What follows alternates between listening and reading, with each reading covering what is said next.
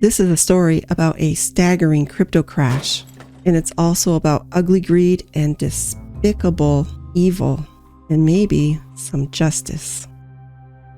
It was warm on that fatal day in Montenegro, as the blood ran cold through Do Kwon's veins, the most notorious cryptocurrency kingpin since Sam Bankman-Fried. It all went down on June 19, 2023, when the so-called crypto crash king received a jail sentence in Montenegro for falsifying travel documents. They finally got him. This episode is called Luck Runs Out, and this is the Crypto Channel. So what happened? What led up to the arrest of Do Kwon? Cryptocurrency investors were left devastating from the collapse of Luna coin and Terra USD stablecoin. That all went down in May 2022. And crypto investors worldwide were waiting for this to happen to Do Kwon. They're seeing this arrest as the kickoff to something bigger and far worse for the fate of the notorious and wanted Do Kwon. With the capture of him in Montenegro, this kicks off further investigations of Do Kwon in both United States and South Korea, where he is wanted, and it's very likely that he may be extradited to those countries sooner than we think. And the allegations in those countries are far more terrifying and perhaps more devastating than what he's about to get in Montenegro. Just over 1 year ago, Terraform Labs stablecoin, Terra USD, which is an algorithm stablecoin founded in 2018 that worked with its sister coin Luna, lost its dollar peg, which wiped out approximately $60 billion in market value and collapsed many crypto firms. It also triggered a sell-off of major cryptocurrencies like Bitcoin, Ethereum, and Tether. From the very beginning, some people were skeptical that an algorithm could keep Do Kwon's twin currencies stable. I want to let you know about a very unsettling fact in this case that you may not be aware of.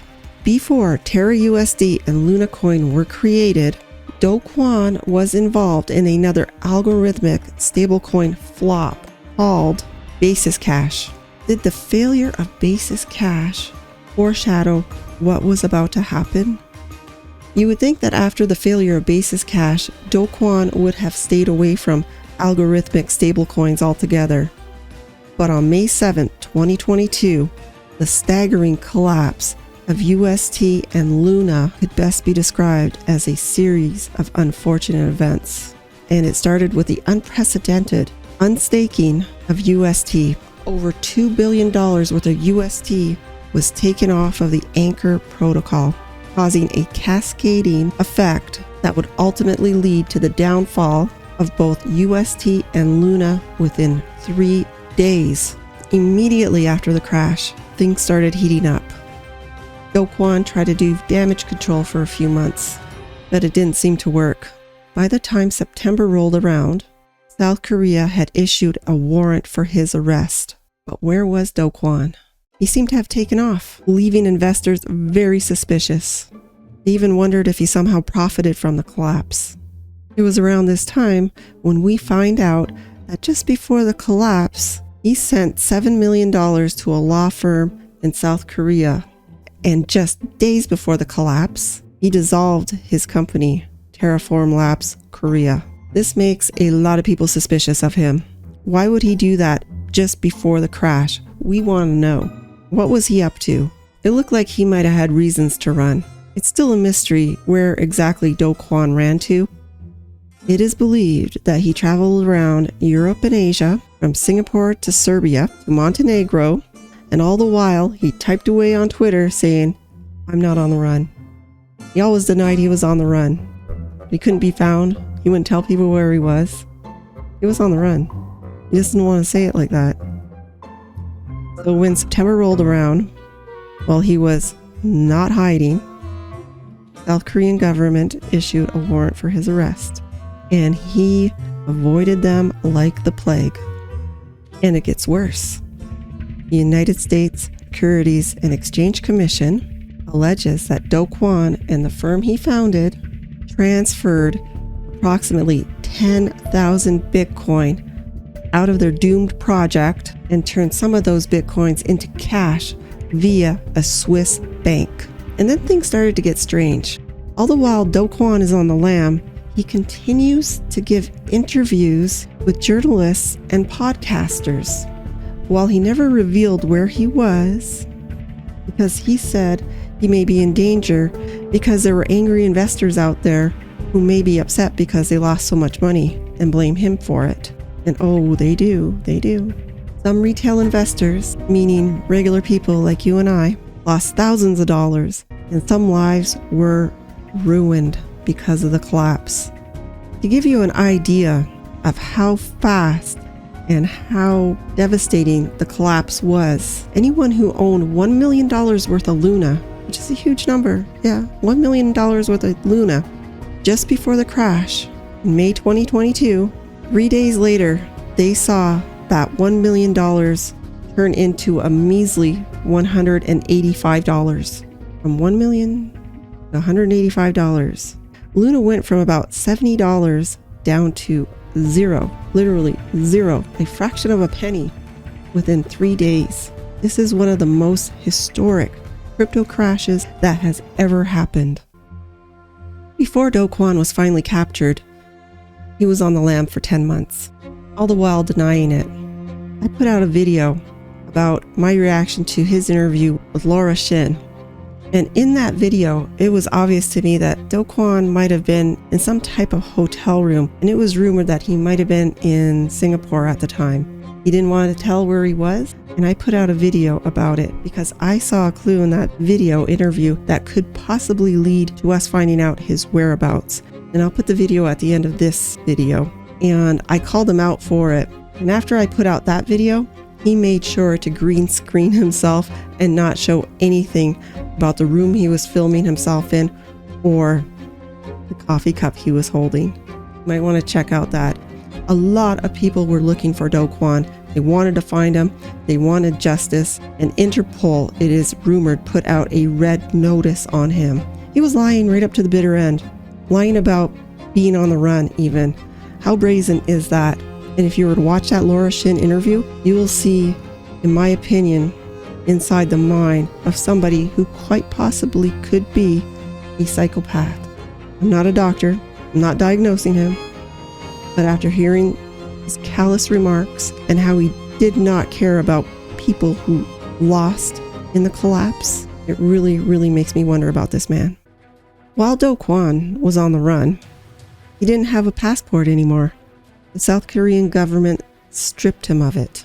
So he had a problem running around, globetrotting now. Hard to move around without a passport.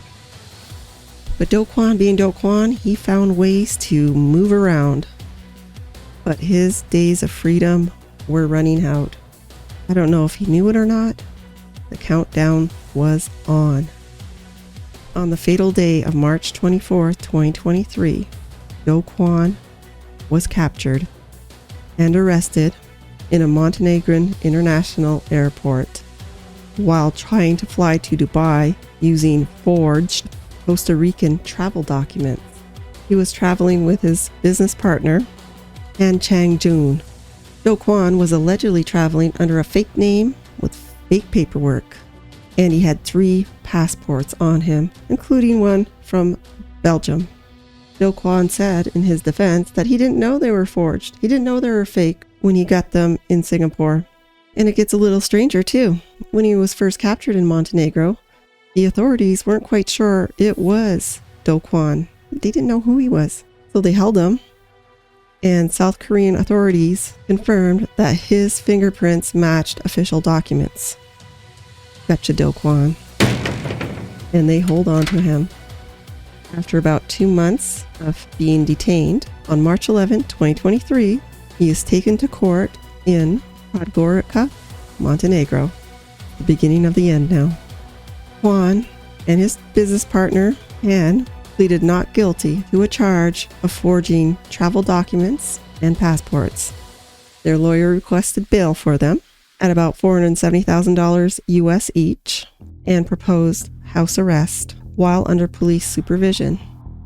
But within 2 weeks, that bail was revoked. They were so close to getting out on bail.